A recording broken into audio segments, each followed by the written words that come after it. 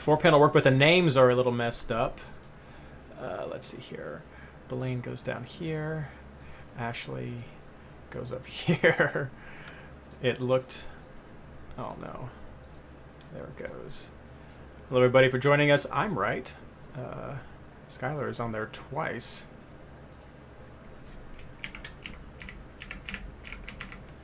Oops. I think there's a way to preview the upcoming with OBS, but I can set that up. There we go. All right. Well, I think I've got... It'll tag my social real quick.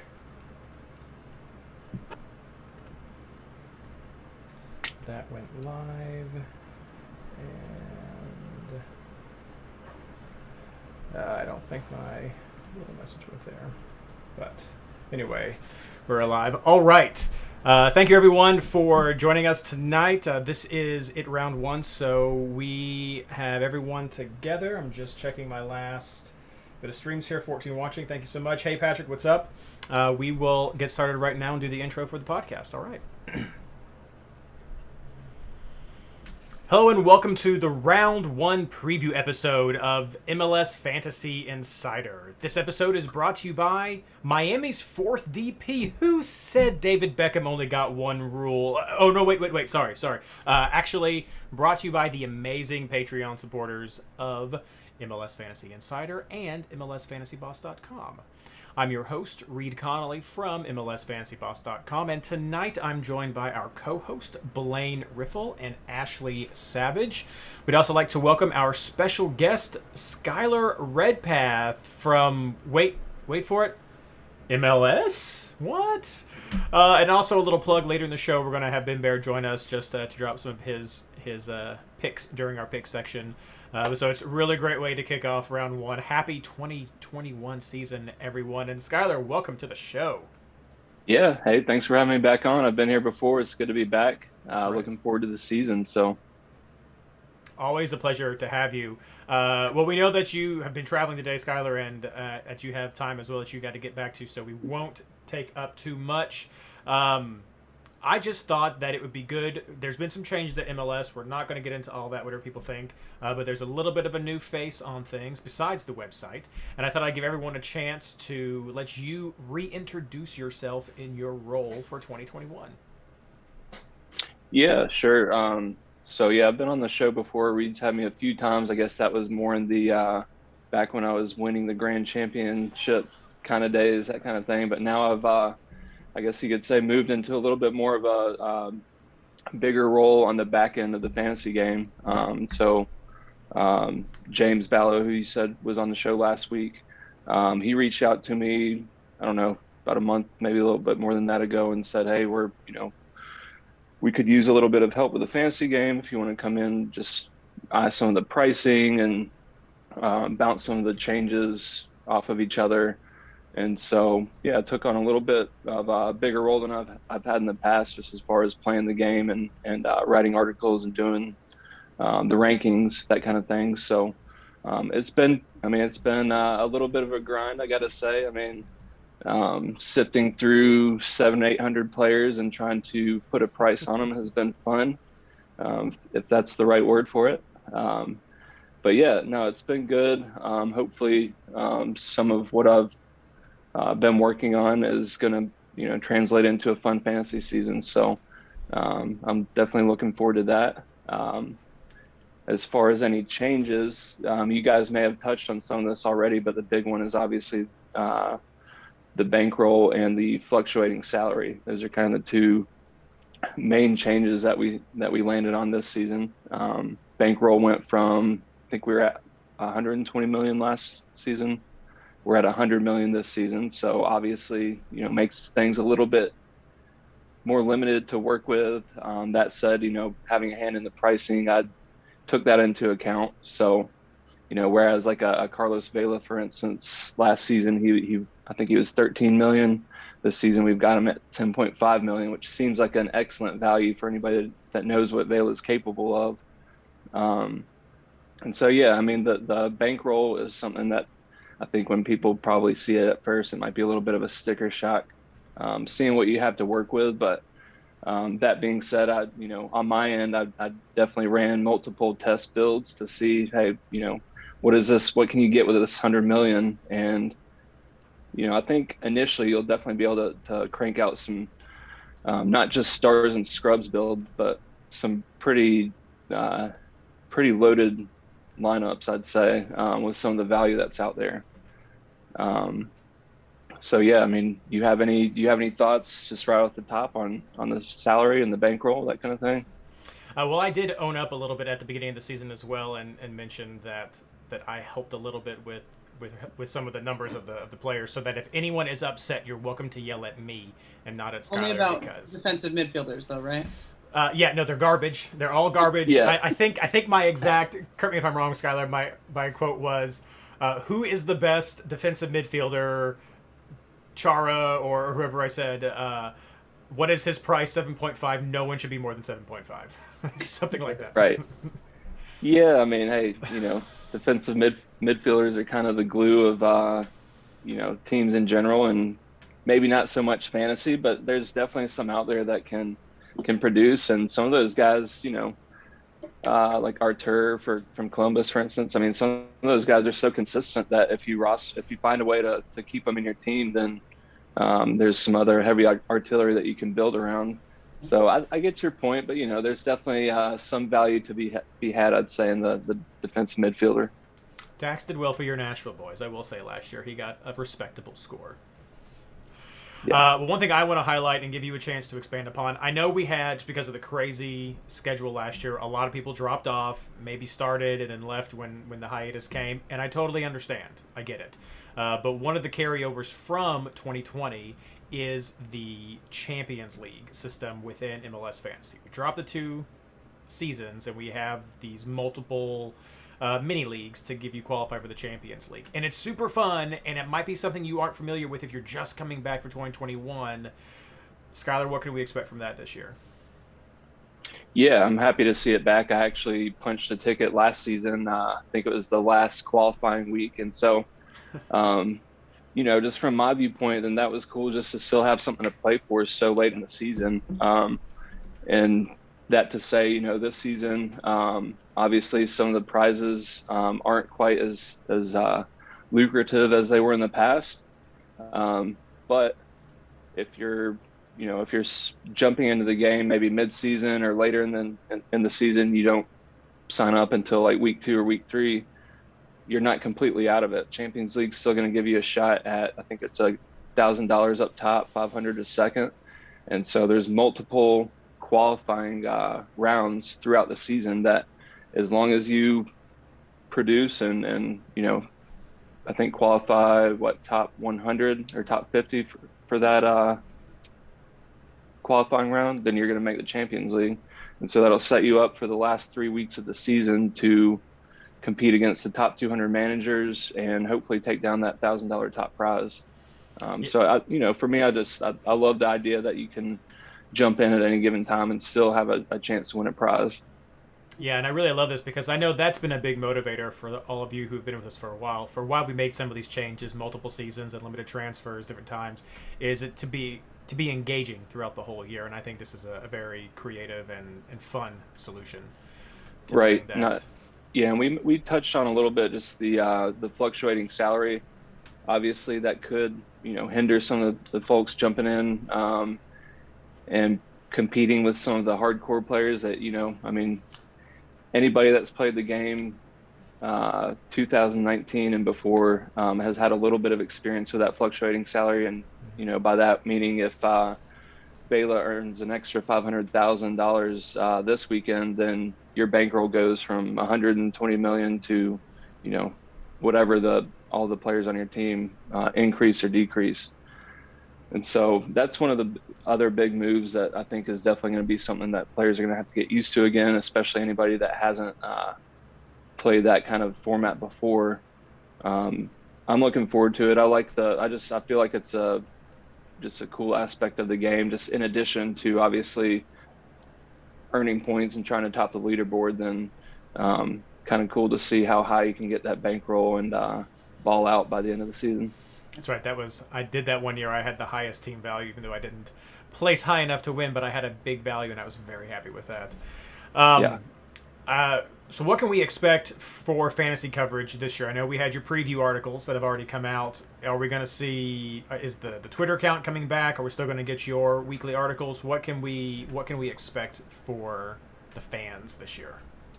I don't think the Twitter handle is coming back. I made a slight push for it. I had some fun running. I know you had a hand in that at 1.2, and I felt like it was a good resource for fantasy players. And I think that just with some of the limited resources right now, then I think that's just one thing that's kind of just not on the radar at this point. Maybe we'll see it again at some point, but yeah, for now, it'll be mostly rankings articles, and we'll still try to push the podcast here. Yes. I'm going to see if we can work that into the rankings articles like we've seen in the past. But no, I mean, rankings articles, and then there might be some more stuff just as far as gaming in general along the way throughout the course of the season that you'll see pop up here and there. So I'm looking forward to it. I mean, the rankings, I know, I think I've seen a few of our friends from Discord chat call me out on some of the preseason rankings. Our buddy Bit Nomad and Jeff Jones, just some of the regulars there, a little bit skeptical of some of my picks, you could say, which is, it's welcome, and I expect that. And that to say, it's just, I mean, this season especially, just with the additional teams, I mean, it's so deep. If you sit down and try to rank the top 25, top 30 midfielders, I mean, I'd say once you get past top 10 or maybe top 5, like, I mean, players could be interchanged all the way up through like top 50, just depending on how you view somebody and what you value them or value their worth for fantasy. Yeah. I remember I had a ranking last year where I put Teal Bunbury at the top of a forwards list, and I got blasted for that, but I remember you sent me the message and you were like, I see how that could have worked out. I was like, I know, right? Yeah. Come he was on. on a roll then too. Yeah, he was on a roll. I was feeling it. I mean, he had like 6 or 7 shots and it just didn't fall. Yeah, and I think that was like the 3rd or 4th game in a row that he had 5 or more shots. So hey, there's a reason to the rankings, and I'm always game for talking it out and explaining my my reasoning there. Well, Ashley or Blayne, do you guys have any quick questions before we have to maybe see if Skylar will give us some under the radar picks before he has to go? Hey, Skylar, are we going to see any mid-season position switches this year? Oh, good one. I know we saw Johnny Russell got switched to a forward this year, finally. And I think that's probably a good change for the game. I just didn't know as players play. I know a couple names that are out there is like Jovan Jones possibly lining up as a winger for Miami, listed as a defender. Is there any chance those guys switch throughout the season, or are they locked in? I can't say 100%, but you're asking somebody that was vouching for Julian Gressel as a midfield or as a defender, and so kind of in line with that Jovan Jones play, like they could easily be deployed higher up the field, and that was one of the things too when I was going through the player pricing that I had to determine some of the players and throw out at James and say, hey, should we make this guy a midfielder or defender and so I'm sure at some point then we'll definitely reassess, and if somebody's obviously out of position, as we like to say, OOP in MLS Fantasy world, then we'll definitely reassess that and see if it's way too out of place, and that could be a good mid-season project. So. All right. Well, we appreciate you joining us tonight, Skylar. I actually had one more for him. Okay. Because I loved your prices when they came out, and I like seeing some of the guys cheaper than what I expected. Yeah. Vela, for one, being a lot cheaper than what I thought he should have been, which is fine to start with. Everybody can run with him. But I noticed with, Mukhtar from Nashville, he seems a little higher priced this year. But comparable players like Blanco and Valerian, guys that are on midfield duos, seem to get bumped down. Was there any, conscious effort in that? So, if there's 2 guys competing for minutes, like Zelarayan and Pedro Santos are another good one. I see both of those guys at that 10.5 starting point with what they're capable of. but since there's two of them and share the points, did that bring him down at all? A little bit. I mean, they're just, in the case of Zelleron and Santos, I mean, both of those guys, well, Zelleron is a little bit newer, but Pedro Santos is just kind of a veteran fantasy stud, and we know what he's capable of. I know what he's capable of. So that might have had a little bit to do in him getting a little bit higher price and or kind of in line with Zelleron, I would say.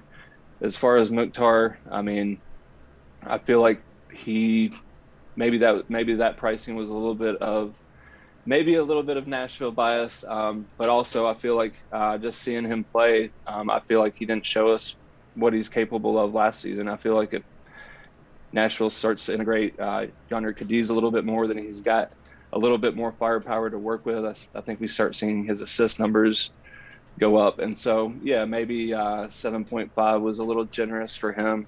But, you know, if he doesn't produce, and that's going to go down pretty quick, and maybe you can get some value out of him too. Yeah. No, I hope he has a good season. I took him in the 3rd round of my draft. So hey, there you go. I'm high in on Nashville this year. Yeah. No, I like it. And I know, I think I saw where some people were saying Zimmerman's a little bit high price, which I feel like it was rightfully so, given his body of work last year. And just, I feel like he's a defender that could really make or break your team. And so I wanted to make that one a little bit more of a stretch, to where if you really wanted to have that kind of firepower from the back in your squad, then you're going to have to pay up. That's fair. So before you leave, do you have any under the radar or sleeper picks you'd like to share with those listening to us on the show tonight and on the podcast? Yeah, so I know I think you actually called me out a little bit on this price, Reid, but Brenner is somebody that I'm super excited about. And I know in the past I've always kind of said, let's have a wait and see approach to some of the newcomers, because we've seen it so many times where somebody comes in the league, it just takes them so long to adapt and get used to the league, get used to their new team, build that chemistry. But just from what I've seen, from what I've heard, and just watching him, I mean, he feels like he's got all the tools to be a fantasy stud. And so I'm excited about him. And I think, you know, Nashville is obviously a tough matchup. I don't know. I mean, I'm considering rolling him out because I just feel like there's not going to be a lot of people on him this week. He's new. He's got a tough matchup. And so I think that sets up for low ownership, a little bit of an off the radar play. I mean, yeah, I think he's going to be a stud, but I still think he's going to be low owned. And I think he's going to be a good differential this week. Excuse me. I think a guy like Georgi Mihailovic with Montreal, he's probably going to be in number 10 in Montreal this week. Toronto FC is pretty depleted right now. And I just feel like when people see Toronto, Montreal, like everybody levitates to Toronto FC players. That can't be the case this week. Montreal's got a decent team. I mean, I think that they've got some tools to come in and surprise some people, at least in this opening week where people see TFC on the schedule. And if Montreal beats them, I think people are going to say, hey, what's going on here? But Toronto's looking pretty thin right now. So for me, I mean, and I think everybody else, I'm going to max out on LAFC players, of course. That's no secret or any kind of sleeper play there, but I think you've got to have max LAFC players against the expansion Austin FC, LAFC at home. And then if you want some values, see, I feel like I might have given Fontana a little bit too much value. And so if you're looking for a good value player, Anthony Fontana's it for me. See what any position in specific that you're looking at. I'm looking at my lineup here and just trying to see if any values jump out. I've got Donovan Pines. If he starts, I like him at 4.5. For DC, I know Birnbaum's out, so he could wait, DC's not playing this opening, or yeah, DC's against New York City FC. Yeah. So if he starts, then yeah, he's one that I think is a good value. And then I'm kind of watching Fabio from Red Bull's Brazilian forward that they brought in. I'm looking to see kind of how he plays out with the team, but at $5 million, that might be another one that was a little bit underpriced on my end. And so if he starts against Sporting KC, I like it. I kind of think that they're probably going to bring him along a little bit and not throw him right into the fire, but tuck that one away. I think that could be a good value for later in the season. No, I think that's a good little selection. I find trying to find values or switcheroos a little bit hard, especially in round one, just because you don't know who's going to roll out. It's been so tough trying to get even some of the lineups teams have rolled out during preseason to have an educated guess sometimes at who they might play. Right. That it's kind of tough to really find those guys. You almost need round one to say, there it is. There's that 4.5 guy who's going to be who might be made the main go-to. So yeah, no, it opens up a lot, and I think you mentioned the switcheroo. I mean, I talked about Montreal a little bit. I think they would be a good switcheroo team. They play early on Saturday, and so anybody that's familiar with the switcheroo knows you want to try to target those early games and plug some of the starters in on your bench, and if they produce, obviously you flip your guys in your actual starting lineup to a scrub. And so Friday we've got Houston and San Jose, and then Seattle against Minnesota, and then early Saturday there's Montreal, Toronto, and Orlando, Atlanta. So I think we're focusing on those games to try to find some switcheroo candidates. And Mihalovic is one right now that I've got looking at playing the number 10 for Montreal at 7.5. I've got him plugged in on my bench right now currently. So we'll see if he ends up there, but I like him a lot. And if you're new, don't worry. If you don't know what this means, I'm going to try to get a special video out this week to explain for 2021 what the switcheroo and keeperoo are. So it's good times. Lots of fun. Final question, Skylar. Is that empty space behind you reserved for Austin? Is that the fan league you've joined this year? I probably will. I may end up I'm trying to decide between Austin or Miami right now. So a lot of these behind me, all the way behind me is an unfinished office that it's a work in progress.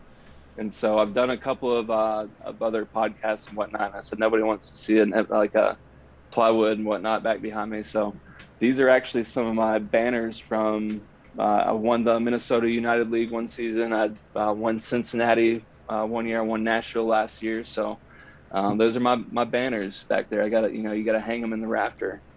And maybe you'll see a Inter Miami or Austin one back there next season. There you go. Look out, Chris. He's coming for you. Yeah, I remember that Cincinnati one. I was pretty close 2 years ago when you got that, and then I think I lost Cincinnati's league last year in the last game by just a handful of points. It was heartbreaking. This is your year, 2021. Maybe we'll see. I spend all the time trying to get more people involved, and I'm just sort of shooting myself in the foot. So, but I like it. I love the community here. Just roster Brenner, you'll be good.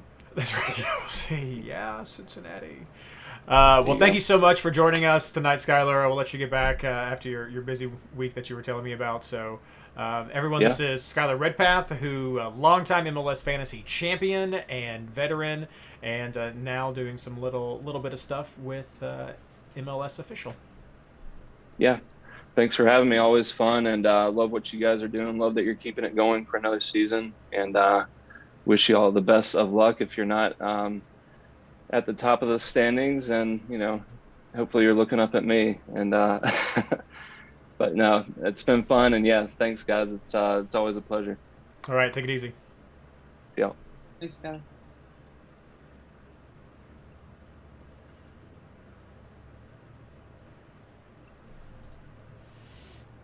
All right, look at that seamless transition on YouTube. If you were watching that, if you're listening to us, check it out on YouTube. It was seamless. It was beautiful. No, I thought that was great to get some information. I see Chris is in chat with us to hear his little shout out about Skylar headhunting. So be careful. Skylar's tough.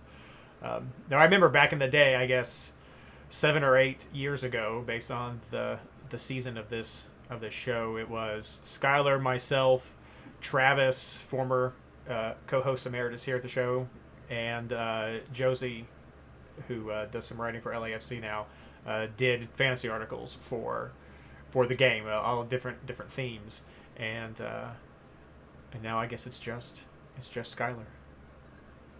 Last man standing. Yes. I mean, I guess I'm still here. We got our own little side project here that we do, fantasy people, yeah. But official with MLS. We got it going on. Okay, well, let's just jump right into it. I know that we have a lot of stuff we want to cover tonight. We're going to be having Ben joining us later. Maybe shortly. I told him around 10 o'clock that we're going to get to the picks, so we'll try to get through this next little segment right here. That worked. That did not work. Okay, I got some little automatic notifications I'm testing out, and one of them's not working, and it's made me upset.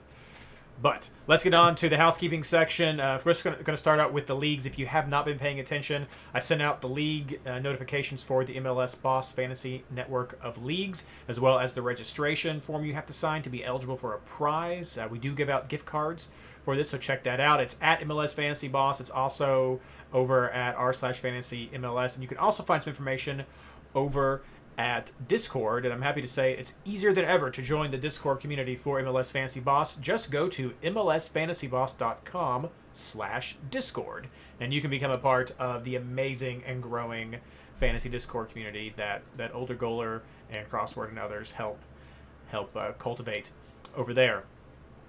But just to go over it really quick, we also have a Patreon League. That is a special league this year because we have upped the prizes for our Patreon League. So all the other prize leagues that happen for MLS Fantasy Boss, the Fantasy Boss Official, the r/Fantasy MLS, and the Discord Open, all those are the Open or Classic leagues.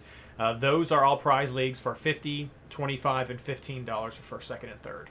For our Patreons, because you are so awesome, we've upped the prizes. So first place is a $100 gift card through the MLS shop. Second place is $50, and third place is $25. So it's all gift cards from MLS Soccer Shop, and you have to be a member of our Patreon community to join that. So go there. You can become a member for as little as $1 a month, or you can go up to one of our higher tiers. If you pledge up to $15 a month, then you get our top supporter status. You can be on the show, and you can also join our exclusive MLS Fantasy Insider Invitational League that has some of the champions from past seasons. It has a lot of the top Discord players. It has a lot of the guys from ETR. I think this year we may have producer Anders join us for the league, as well as Ashley, Blayne, and myself. We have a lot of just great fantasy minds. It's pretty tough. It can be a very tough league, and it's head-to-head because that is my favorite right there. So head over to mlsfantasyboss.com/Discord if you'd like to be a member of that. And joining us right now is Ben Baer. So we'll wrap all this up. Perfect timing. That's right, perfect timing. And hello, everyone. Hey, Ben, how are you doing? I'm good. How are all you guys? We're doing well. We're just wrapping up our housekeeping section, talking about some of the suspensions and stuff, and then we'll get right into our picks. And I think there's a new project I'm going to let you talk about as well, if you want. Sure, I'll take the opportunity. Sure. Before we get there, let's just wrap everything up here and we'll get over with Ben as well. This is a no double game weeks at the beginning of the season, which is usual, but we do have a bye team this week. So Real Salt Lake is on a bye. If you are looking to get a switcheroo and you need somebody, go to RSL. They will not be playing, and it's easy. Looking down here to injuries, suspensions, and call-ups. Normally Mike did this, but Blayne, I know you prepped something, so I'll let you go through this quickly before we get to our picks. Yeah, I've been trying to grab the stuff, and I think some of the guys on Discord are going to help me keep like a running tab going throughout the week so we can kind of see. Big news today was Kevin Molino's out 6 to 8 weeks with a leg injury. Was just seeing right before the show, Ola Kamara and Yordi Reyna are both questionable for this weekend. That's two of DC's attackers right there. Vancouver's preseason was a little interesting. Eric Godoy, Cornelius, and Adnan, none of them started, and those were some pretty big names on the list. Godoy was probably their best defender last year, and Adnan's one of the few fantasy viable players that we like for set pieces, but anytime a defense is missing 2 to 3 potential starters, you want to take note and possibly pick against them. Portland's in a weird spot right now. Blanco's listed as questionable, which is probably good for us going into the season. Just know that means they're not ruling him out right now, so his return is interesting and could be sooner. But we've got Ibobasi and Nizgoda. I think one's listed as out and the other one's listed as no. I think they're both listed as out for right now. So that means Mora is their only forward. And then we've got some TFC news. Josie's had an MRI on his leg this week. Endo and Ayo Akinola were both kind of questionable. They've been dealing with knocks.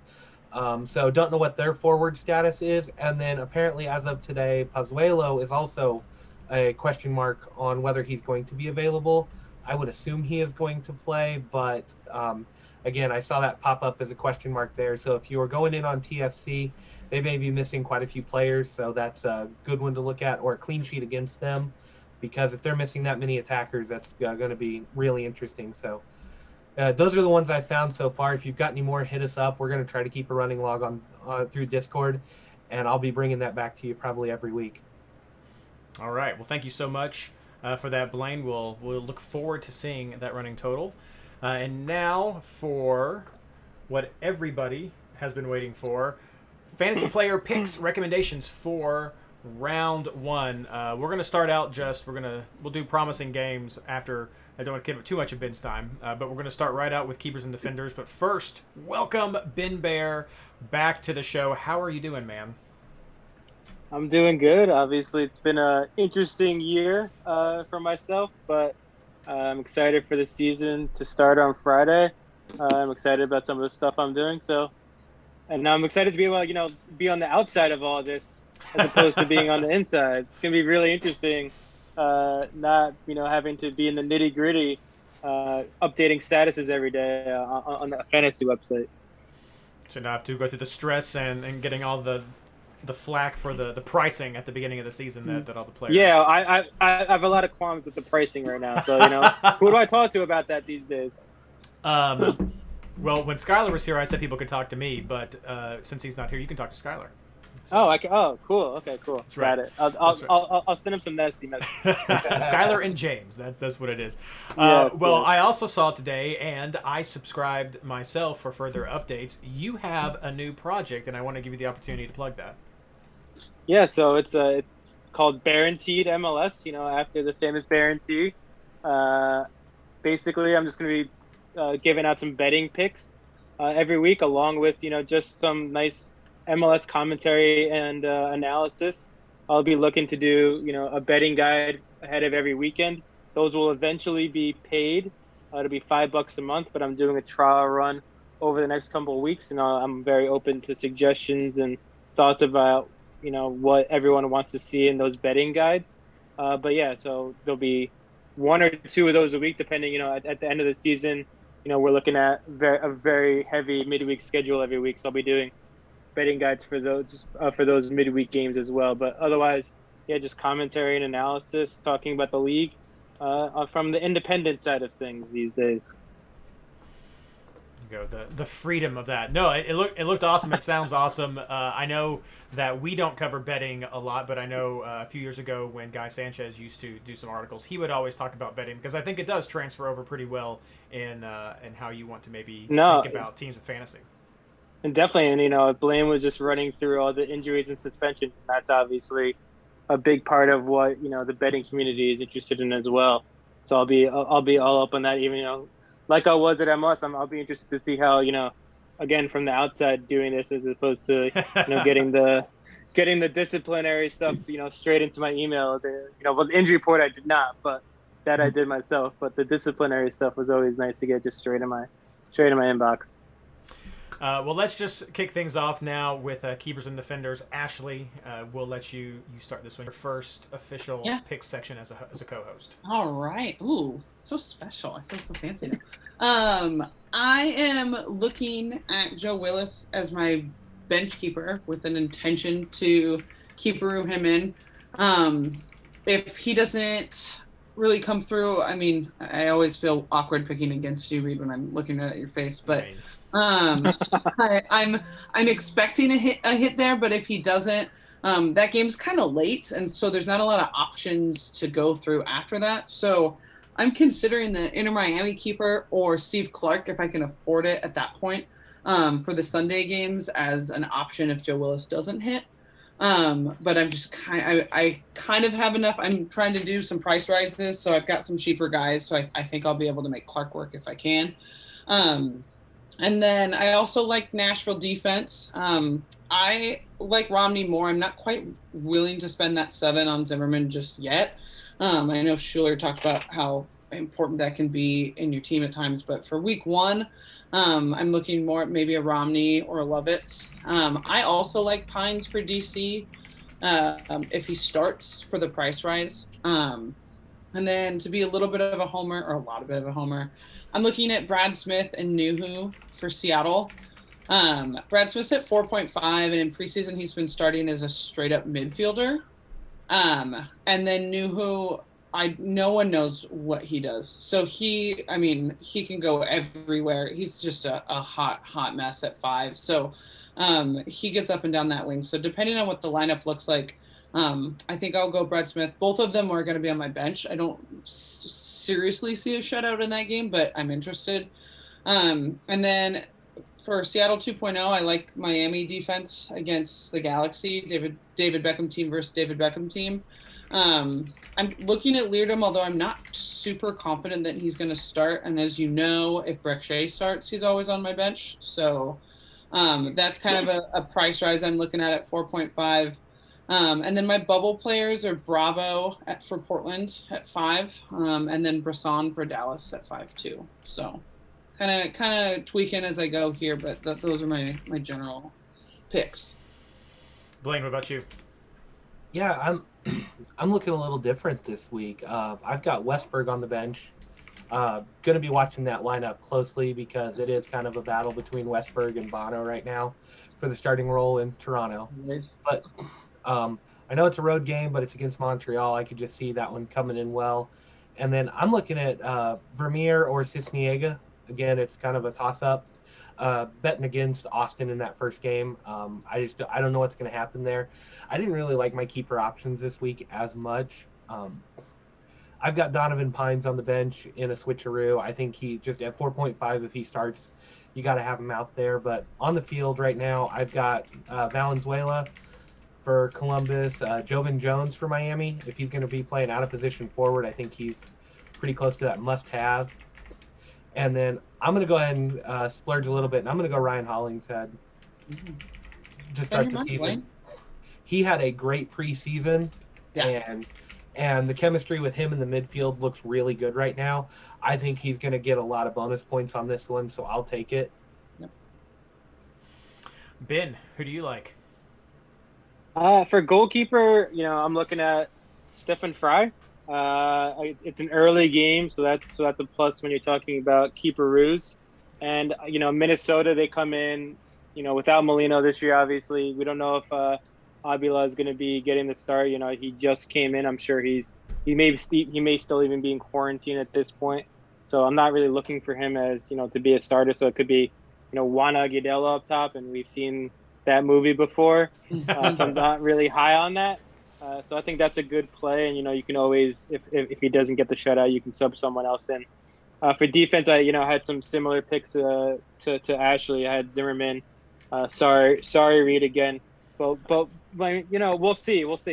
I don't think Cincinnati had a great preseason as far as I know. So, but they have talent. They do. They're better than they were last year on paper. That's saying a lot. Reid. I mean. And then, I'm kind of throwing balls in there at this point because it's the first game of the season. You only can't really trust any of the CCL teams, in my opinion. Yeah. You could always sub someone in if you see a good lineup out there. But I'm going with Metzner just for the bonus points, and I think that game has a potential of just being like an early season slugfest. One of maybe a goal late. Two teams coming in with high hopes, and I've seen, these kind of games just result in very boring games over the years, and maybe that'll happen again. And then I'm going with I have Aaron Long as well. Just SKC on the road. I think the Red Bulls are going to come in and they're going to be, after what happened last season, I think whenever they have their backs against the wall and people are doubting them, I think the Red Bulls always come out and they show that maybe they're not as bad as people think they'll be. And, with SKC, I'm not 100% sold on their entire attacking threats. Obviously, Polito is a great player, but coming in, it's a little early. We'll just have to see how well he does this season. So I'm not too high on SKC, so I just want to give the Red Bulls a shot here. Yeah. As for myself, I think you all covered a lot of the big ones. I look at so I was thinking also Keeperoo for here, and I was looking at those Friday games, and I wish that Seattle and Minnesota were playing first, because I would have loved to see that lineup. Tentatively, I have Marek for Houston in as just a flyer, or he's on the bench as just a flyer, and see what happens. San Jose struggled, though now we've got a lot of the Almeida crew, the Almeida picks now, so maybe they'll do better. They are usually kind of tough at the beginning of the year until people figure out again how to handle their full court press. But I have Marek on the bench just to kind of see what happens. He's 5.5. That's okay for a keeper. Otherwise, I really like Willis. I have no bad feelings towards you good people for betting against FC Cincinnati, because I totally understand.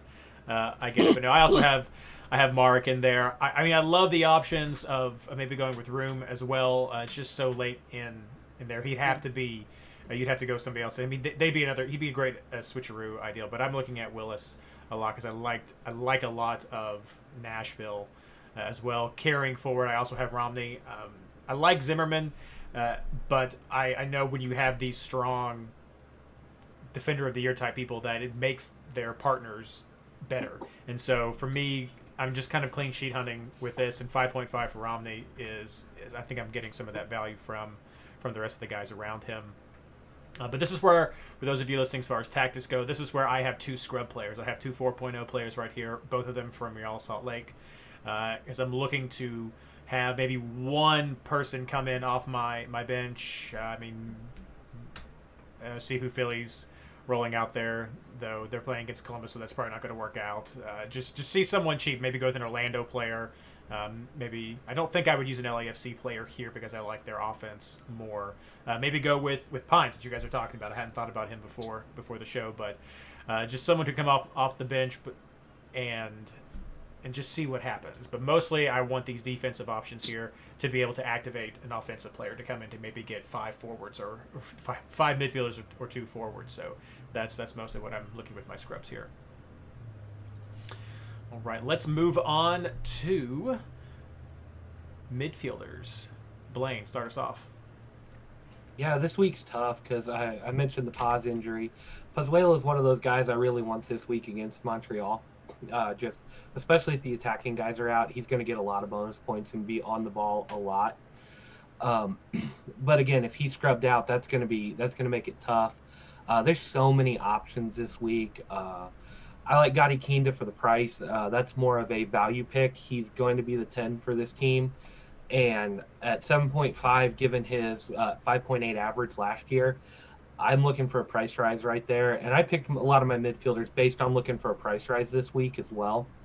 Yimi Chara, with Blanco out, with Valeri being hit or miss at times, and depending on how much they play him and how much he gets pulled for rest, I really like Yimi Chara. He had a great average last year. His price comes in right. And this is Vancouver that's possibly missing 2 or 3 defenders. Yeah, give me Chara. I think Portland's a team you can look to double or triple up on this week pretty easy and go with that. And then I'm betting against Reid, but I didn't put him in my defense. I've got Mukhtar as one of my starters.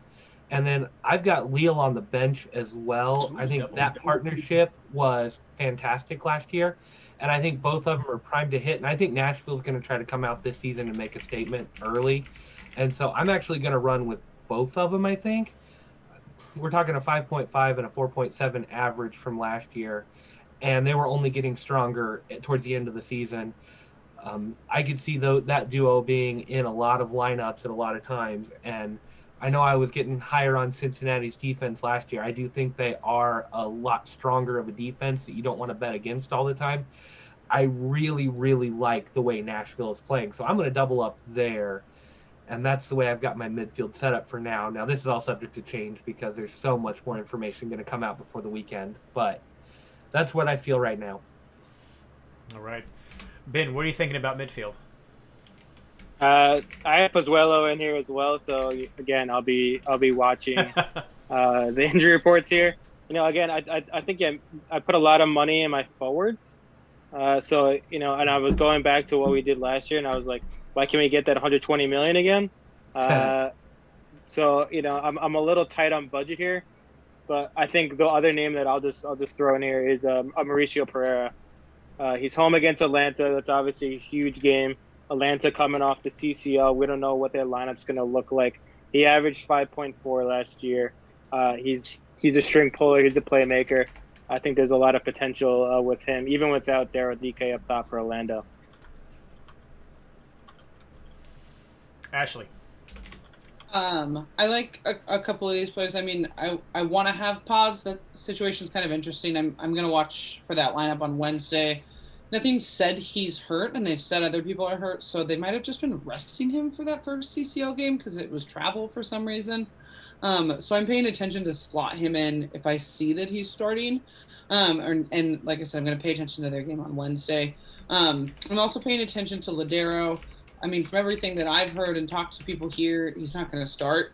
But the Sounders also got super pissed when people released how long he was supposed to be out, which to me either means it's going to be a lot longer or it's not going to be that long. So I'm going to pay that lineup's early. But like I said, I don't anticipate him starting, but it's something I'm paying attention to. I'm also paying attention to Columbus, depending on what their CCL, game looks like at home this week too. I obviously love Zella and Pedro Santos. Just anytime I think Philly's a good team, but I still like those guys at 9 for a home opener. And then I'm also paying attention to Miami with Pizarro. For me, Miami's was the epitome of inconsistent last year, so I don't really want to spend 9.5 on Morgan this week. But, I think that's a good price for him going into the season. But Pizarro started off so well last year. I think I'm kind of hoping for a little of that magic.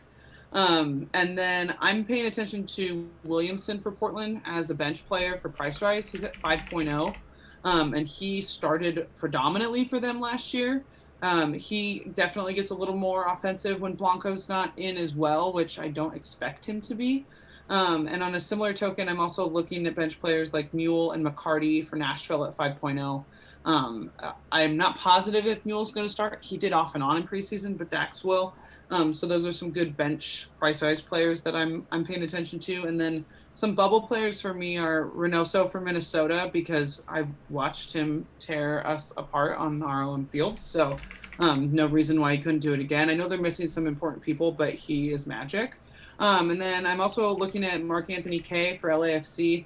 I actually don't like LAFC defensively. I don't know what it is about expansion teams, but they just tend to score on their first game, even if it's not a home opener historically. So I like LAFC's defense, but not enough to pick them this week. And then I'm also paying attention to Medina for NYCFC at 7.5. He's playing as a striker because besides Tati, every other striker they have is hurt or in another country. So I'm paying attention to that lineup as well and might swap him in that midfield and hope for a price rise there too. Actually, are you expecting to see another Leo Bertone type goal? Like the one we saw for Cincinnati against Seattle. I mean, I hope not, but I was there when he hit that free kick in what playoff was that? 2 years ago. It was just, it was beautiful. You couldn't even be mad. Yeah, exactly. Yep. I enjoyed that game. I have a Topps card of him taking that shot, which I brought with me to every Cincinnati game I went to that year on the off chance that I was able to. Like, I had a Sharpie and a card in my little pouch just in case. I was like, sign, but it didn't happen. Yeah, it was a shell shocker for sure as a Sounder fan at a home opener, but hey, it was pretty. Well, hey, then I got to see Portland get beat at kicking it off at a different stadium, so all good. I mean, I love that was the height of FC Cincinnati history. It was. That's right. That is the best thing I got to experience, the high point right there. So there it was. There it was. No, for myself, I mean, you guys covered a lot. I like Leal over Mukhtar just because of some of the production from last year, but I totally get what Skylar was saying at the beginning of the season with the potential there. But Leal at 6.5 I thought was a very good value if you needed to stretch that. I saw, Sam, you mentioned Reynoso. I agree with Ashley. He's definitely an option. I just tend to shy away from some of the away teams. 2020 out the window, home field in Major League Soccer tends to have much more of a real effect than any of the other leagues. Seattle have 7,000 fans. Yeah, and there you go. And so 7,000. that's again why I wish that game was first so I could see what Minnesota's lineup would be. But that's sort of why I shy away from him for round one. But I understand if that's someone you want to go with. Zilarion was the name I went through as well. I saw Andrew Crawler, another good fantasy mind in chat with us, who mentioned Pedro Santos. He might have both. That's crazy. I think they will both play together. But they're both 9. That's a lot to take out of the bank. They are, and Zella tends to be on some of those set plays, so that helps me. I am actually going with Morgan right now. I know Ashley mentioned him as well. I remember Miami dropped some points on LA at the beginning last year, and I'm just not confident in LA right now, even though they have, I guess, one of the best dressed coaches in Major League Soccer over there with him now. So, though I wonder if Greg Vanny's scarf game is going to be as good in Los Angeles. I don't think so. You lose so much without that to the look. But I have Morgan right now. He did some great stuff last year, and I think 9.5 is fair for him. For those of you who are new, you don't know this, but for those of you who are longtime listeners, I know Ben said he was going to go heavy on forwards. I love going heavy on midfielders. If I can get 5 mids, that's a good round for me. 5 quality mids, because I think you have so many options with that. And that's why on my bench I have Paxton Pomykal. I hear he's going to be back to old Paxton. And for $7 million at home against Colorado, I'm willing to take that as a switcheroo and just see what happens with Paxton. I've got some money in the bank that made sense, mostly because Reid, I'm not sure what his playing time is going to look like. I know against Austin in the preseason game, he didn't see the field at all. So I'm a little bit worried about what his status is. I know they've been saying he's looking pretty good, but I know there's some other people saying maybe he's not ready to get big minutes at this point. If it's not Reid, check out Ricarte. He's 7.5 for them, and he had a great preseason. I was hoping that was just them saving him for the season. That's what it was. But no, I mean, all of this stuff is going to be checking on the roster when they come out. But if he's there, I'm willing to take a flyer on him. But no, you guys, that's good. I just want to give you a backup. No, that's okay. You bring me back down to earth. But I do have some money in my bank because originally I was looking at Mueller, I think. But I think it maybe, like you were saying, Pereira is more the likely that started there. Mueller did some great things last year, but if I can get a 5.5 starting out in midfield, that is another good option I want to try. Maybe he'll be my bench, and I'll load somebody else in here. But we'll see based on the line. So this is, of course, just our first draft, so we'll have 10 more before Friday. Yeah, I'm going to have at least 10 more before this all ends. My husband was like, "Are you really going to tell the world that listens to this podcast your starting lineup?" And I was like, I'm going to change it 9 times before when lineups come out. I don't. Exactly. I mean, that's true. with. But for those of you especially listening, the first week, you're all you just want to make changes. You see the first lineup. You want to get somebody from Houston or San Jose in there. Yep. Just change it all around. Yeah, this is what I want to do, but I'm not signing my name to it. Exactly, it's all scrapped. But just for those of you listening, to be clear, my answer to that question is yes. I'm absolutely going to try to let you know who I'm going to go with because that's my commitment to you.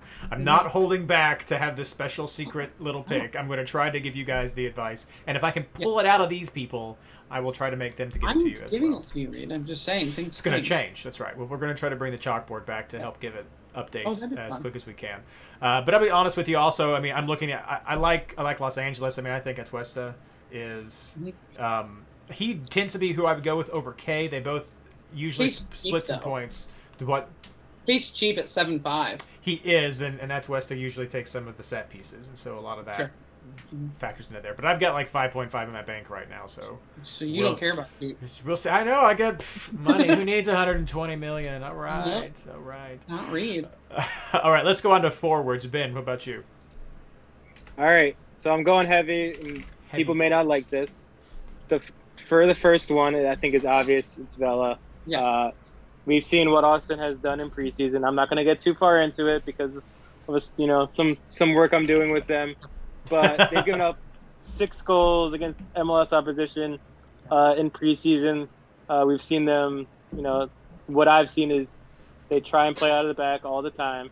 That doesn't always work, and it does not always going to work against an LAFC team that we know is very good in the high press. So I think this has, a lot of potential to be a high-scoring game. Honestly, on both sides. Austin has scored a lot of goals in preseason as well. But I think Vela coming back, he's going to want to put his stamp back on the league this season. And then I go to the fun part. Miami versus LA. No. I'm taking both forwards. They're coming back. They're coming back. Chicharito? Let's go. They're Okay. coming back. I see Higuain, Chicharito, at least 10 goals this season each. And they're going to start it off with a bang after hearing all the stuff they heard over the offseason. So let's do it. Might as well take a swing. Here we go. Now that is a hot take if I have ever heard one, and I love it. I love the chip on the shoulder. So why not? Chicharito's only $8 million. If you told me last year that Chicharito would only be $8 million. Well, it's because he's who would not have taken it last year. Right, but you read all the news stories this offseason. He's back. Yeah, he's mad. He's ready ready to about perform. Yeah. Yes. He's pissed. He found out he did There we very go. poorly. He found out what we were talking about him, and now he's mad and wants to prove us wrong. Ben, Yes. I wish. Ben with the Chicharito pick. How do you feel about the way LA's retooled their attack with Victor Vasquez and Grandseer? Grandseer. I've seen some highlights from Grandseer. Obviously, he has some good pedigree. Cabral's, I may have butchered that one, but he's probably not going to be, I don't think he's going to be in the lineup. Vasquez, maybe not. But I think what we've seen from Leggett, honestly, with the national team, I think he's ready to, play like he did, those few weeks. I think he even wrote an article, when he was tearing it up as the 10. So maybe we'll see that in this game. They have some nice young players who have actually seen in the past, and I think they're ready to hit the prime time. But I think their defense is going to be very suspect, which is why I have the other forward in this game. But I think, Chicharito, he has Grandseer, he has Leggett, and I think he has a renewed sense of, I think his back is against the wall. He's really, this could be the end of his career if he has another season like he did last year. And I think he's a player with a lot of pride. And, I know this is not very MLS fantasy, but to me, he's a player who he's going to come out with his hair on fire. And, and against the Miami team that I think has a high potential to give up a lot of goals, I don't see any reason not to pick him this week. Yeah. If you bet on all the horses, you can't lose. So I think one of these guys is going to score, aren't they? Yep. They have to. Definitely. So Ben has the tough captain choice this week. That's going to be no envy No, there. can I say it, or are we doing that later? We'll get there, Ben. We'll get there. Okay. All right. Well, Ashley, who do you like it forward? I mean, obviously, I also have Vela. I've seen a lot of talk about people picking up Vela and Rossi, and I just don't like splitting points like that. I think Rossi filled in so well last year, and they do tend to take points off each other, but I'm not going to not have Vela this week. I am also picking up Felipe Mora, which, as you guys know, it's always hard for me with the Portland players, but I like him as their striker going up to Vancouver or wherever Vancouver is. And then I'm paying attention to the Seattle lineup because Ruiz Diaz just saunters home from Peru, watches preseason games in the stands, posts 1,000 Instagram stories playing pool with his kids at home, and then came in street clothes to the last preseason game against the Loyal, came in at halftime and had 10 shots on goal. So if he's playing, even without Nico, if he's playing and starting, I'll take him because Rui at home is just fire no matter what in the world is going on with him. But I don't think he's going to start, and in which case I'm taking Freddie Montero at 6.5. When Seattle signed him, they told him he was going to be third in the depth string, and it's just kind of like Ben was saying, it's just really lit a fire under him. So watching him in preseason and paying attention to what he's been doing, he's so cheap to not have if Rui's starting. And it really doesn't look like, I know this is going to really disappoint you, Reid, but it really doesn't look like Bill Bruin is going to be the second forward in this new. I know. I mean, he will sometimes. He'll probably, if Rui's not starting, he'll start. But it looks like when Rui is healthy, that second striker is going to be Freddie Montero. But I mean, I'm always here for a Dancing Bear. So, and he's even cheaper than Montero, I think. But I'm keeping an eye on that one for Montero. And then I have a couple bubble options that I like with Quintero finally being a forward again for Houston against San Jose at home. He's 9.5. I'm interested in Pato, but we talked about this a couple weeks ago. I'm not super on his hype train like a lot of people are. But I do kind of like Orlando at home against Atlanta. I also like Buxa for New England at Chicago is just kind of a bubble player. And then also Wando, former Houston player, San Jose player at 6.5 as another budget. It really looks like he's going to start a lot this season, which I don't think we could have predicted last season. So I'm looking at him as like I said, kind of a bubble player. Right now I'm starting Vela, Montero, and Felipe Mora, but I'm paying attention to some of those other lineups. Blayne. Yeah, Carlos Vela, obviously. I mean, I think everybody's going to say that this week. And then Reid, I hate to do it, but I'm tripling up. I'm actually going Cadiz in this one. I mean, Jesus, Blayne. Yeah, I just it was one of those like Cadiz? I'm that high on Nashville. Are you and Reid fighting secretly and we don't know it? Like, yeah, I don't know what it is. I'm just that high on Nashville this year, and I like Cadiz. And then I'll give you guys a little bit of insider scoop. I've stashed Wilson Harris on my bench. 4.5 forward for Kansas City. My gut tells me Polito is not starting this game. Because he's like the most expensive, most disappointing starting forward I've ever seen. Yeah, Reid hates him. He hasn't been there very long. They finally got one. When he plays, he's money, but with injuries and national team duty, he hasn't played. He picked up a knock in national team, so he basically missed the entire preseason. Mm-hmm. And given that we're starting on the road versus a non-conference opponent, I could just see holding him back to make sure he's ready, a 30-minute cameo at the end. I really don't see Polito getting the start here. So I'm throwing it out there that Wilson Harris is his backup, and he scored a hat trick in 30 or 35 minutes in one of the preseason games. Just everything Eric Hurtado was, he looks to be able to replace it right away. And at 4.5, stashing somebody like that on your bench is totally worth it. And the way he works with the rest of the team around him, he fits in naturally. More of a poacher style that Kansas City hasn't had in a long time. So at 4.5, just throw him in there. I would say if he starts, like watch that lineup. If he starts, he should be on your bench at least because he lit it up in preseason. Okay, hot take. Yeah, no, definitely on the road to New York Red Bulls. Switcheroo, I don't know about that. Bit of a homer take as well, not just inside. Y'all, I'm still shook about Ben's forward picks right here. So I love it. That's where my mind is. I also have that's the most Kentucky thing I'm going to say tonight. That is. Yeah, so I also have Vela, of course. He was not the first player in my team, but he was one of the first players in my team. Austin's going to be on the road for a long time. Road stretches aren't great, and the expansion teams tend to struggle some, even though I like the way Austin has built their team much more than I like the way Cincinnati built their team in their year one.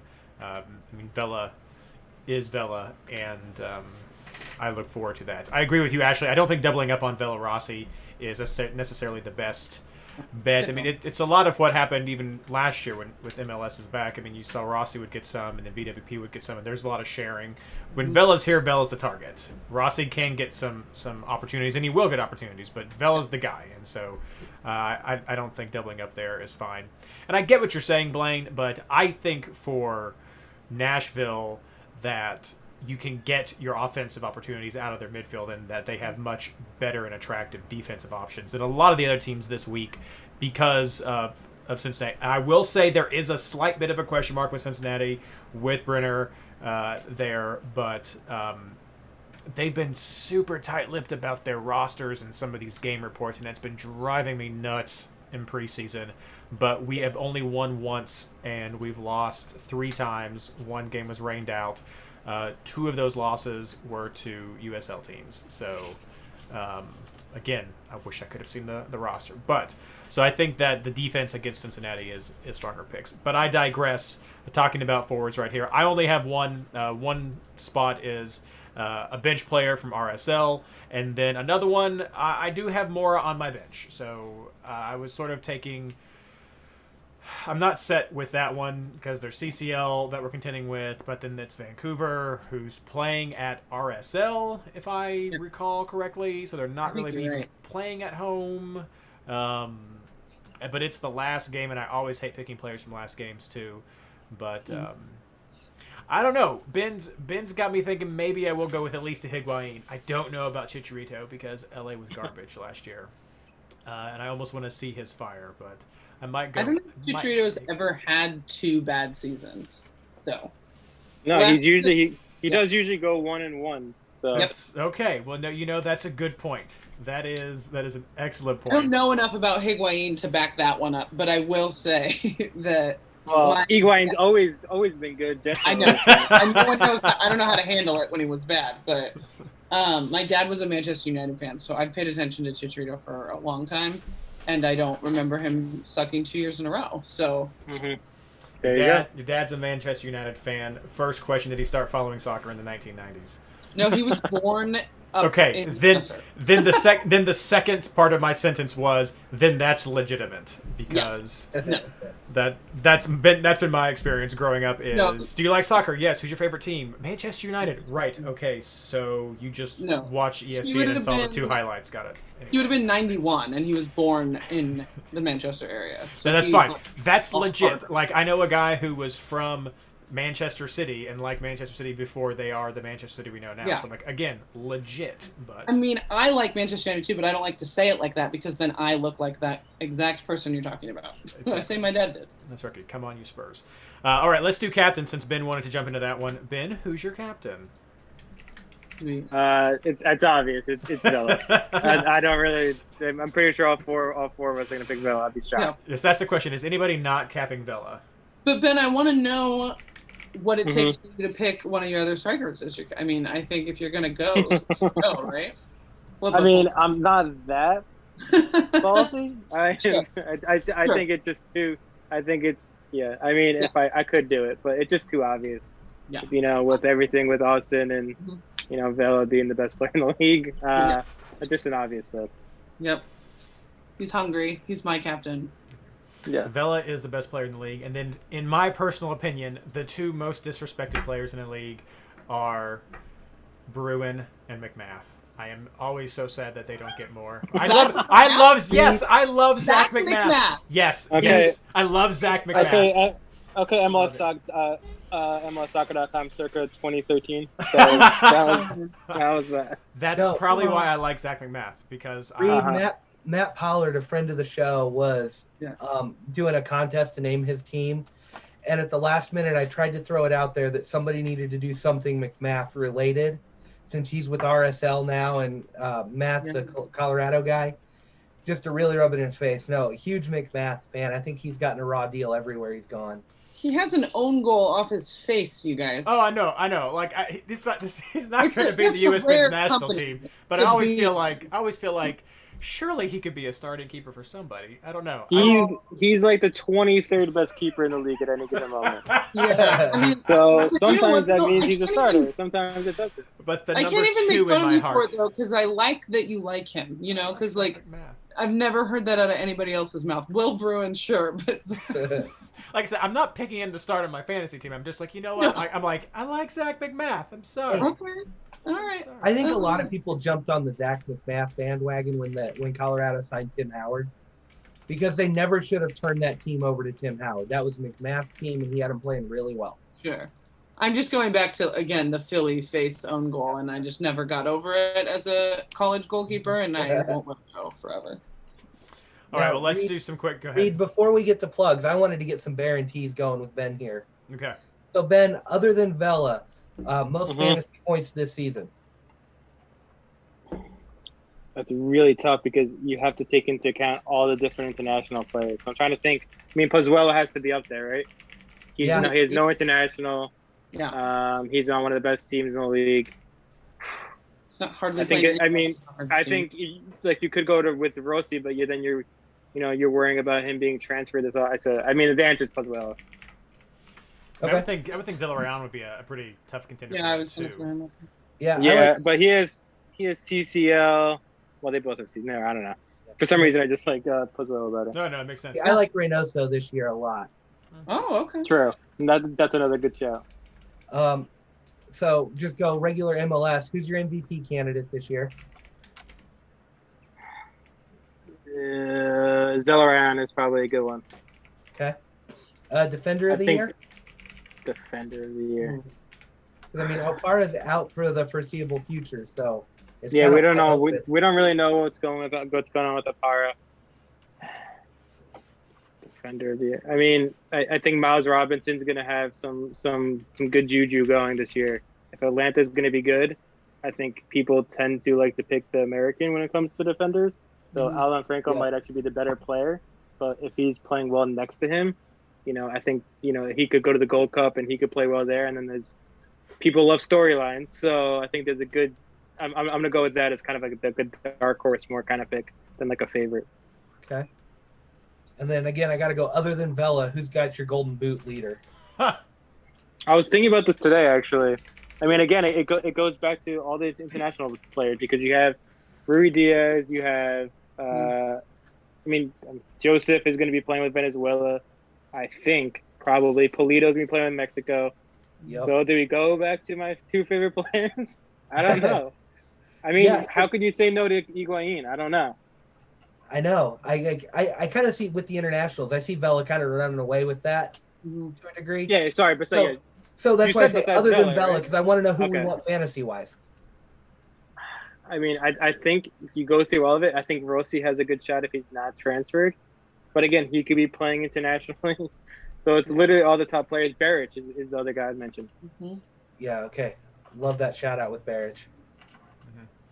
There we go. Well, And then favorite storyline for the year.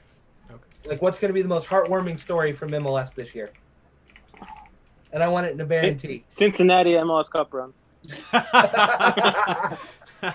I am just gonna be happy if we don't finish last. So there you go. I don't think that's gonna happen. I mean, no. I mean, honestly, I would be ecstatic for FC Cincinnati if we made eighth. I think there's definitely some stout competition in Eastern Conference. Some teams do have some struggles, and if things, I mean, if we're able to kind of fix this defense, then if we could make eight, that would be like, I'd be like, woo, that'd be the best. You know, season that's ever. still out of the playoffs, right? Yes. If we could Okay, make so I thought eight, that makes- if we could make Make- eight, I'd be He's happy. not going for glory, Ben. He's going Okay, for okay. above. Don't that. even want 7. Okay, cool. Like if we just miss out on the playoffs, I'm happy. Like if that's Cool, like we cool. almost made it. Yes. Yeah. I mean, if we made the playoffs, that would just I'd be just shocked. I would be shocked. Low expectations are easier to exceed. That's right. I mean, it's. I still feel like we are recovering from the botched build in 2019, and I always said it would. Yes. I figured it would take 3 years to even dig out of that hole, which puts you back at like a regular expansion team after 3 years. Yes, so that has to be the worst expansion build that we've seen in recent history. Yeah. Just And all the money wasted that you get. It's pretty incredible. Yeah. Yeah, and so I mean, this is just sort of, I think, sports culture in Cincinnati in general. People are used to with just disappointment, but it's really like a 3-year process to get to where you should have been in 2019, to then maybe have a 3-year process to make the playoffs or do something. So this is like a 6-year investment after that. So yes, if we don't make the playoffs just barely, I'm happy. Yeah. Got it. I'm just a Cool. realist. I'm just a realist. I wish I had that expectation. Yeah, well, it's tough. It's tough. All right. Well, no switcheroo options for this week, just because again, round one is so hard to find out which low guys are coming in, who's going to be off the bench. So you really kind of need a round one under your belt, because it would just, I mean, honestly, if we gave switcheroo options right now, besides RSL as your bench players, it would just be a guess, because again, the preseason, at least in my experience this year, has been difficult to get some of the lineups, and it's been just difficult. So it would just be a guess. So I don't want to throw it out there. So big thank you, Ben, for joining us on the show. If you're ever free again sometime and you want to come on and just talk fantasy and maybe have I don't know, we're less professional when we're not run by producer Anders, but I think we have some fun. Don't worry, Anders is not the guy you want producing your shows anyway. But we're happy to have you back anytime. Any final plugs for you to wrap anything up? No, just Barrington MLS. You can find the link on my Twitter account, or just barringtonmls.substack.com. Again, I'm doing some work with Austin, so if you're an Austin fan, you can go and look at all my write-ups on their website. And I actually have some other stuff coming out this week. I can't say just yet, but it's an exciting opportunity. So just check my Twitter feed. Awesome. McConaughey is a longtime listener. McConaughey, he loves MLS Fantasy. Everyone knows that. Mm-hmm. Ashley. All right, thank you, Ben. Sorry, Thank you. See ya. The magic. Ashley, plugs. Switch the pitch. Give it a follow. Check out our website. Blayne. Yeah, the Discord community. If you're not there, get over there. They've been so helpful these last few days. We are, one group that I'm with in there is working on a set piece takers thing, which will be coming. I will be bringing some of that information over here to the podcast. Like I said, we're going to start trying to do an injury compilation list. I think it's going to be in conjunction with the set piece takers. And so we're going to try to keep track of all of that for everybody and bring that over here as well. It's just a good community that wants to work and do things together. I know my draft league was drafting tonight, and the draft spreadsheet for that got posted in the main chat. So everybody was dissecting that draft and laughing at picks and making fun of people and seeing who went through. So I mean, it really is a fun community. It's a great way to learn about the game. If you're not there, you've missed some good stuff this week. We were talking about the big threes for every team, just which three players are going to be the fantasy monsters. We've got numerous top 10 finishers in that chat at any given time. So get over there and check it out. There's just a ton of good people in there to talk to with a lot more fantasy knowledge than even what we have on the podcast here. Yeah, that covers one of mine. Head over to MLSFantasyBoss.com. We still have team previews that are coming out. We have the schedule that I dropped today. Thank you again to Chris for helping get that put together after I was trying to... I messed up with... It's explained. I messed up and Chris helped. So the schedule is out if you want a different view for fantasy over at MLSFantasyBoss.com. We're going to be having some more of our regular articles come out there as well. Head over to r/FantasyMLS, the Reddit subreddit community that we have. We have a Rate My Team thread. You have rant threads. We have some of the question threads for MLSFI posted there. Discord, head over to MLSFantasyBoss.com/Discord, the new easy way to join the Discord community, to become a part of that. Older Goaler is our Discord community manager, the title I just gave to him, and he runs a great ship with a great community, lots of little sub-community options there to talk about other stuff other than soccer. And that's it. That's all I got for my plugs. Just all those projects there. Keep up with Skylar's articles. Keep up with Ben's stuff. It's great to see these people who have supported our community for a long time still being involved and to help them be successful. So thank you very much, everybody, for joining us tonight, and good luck.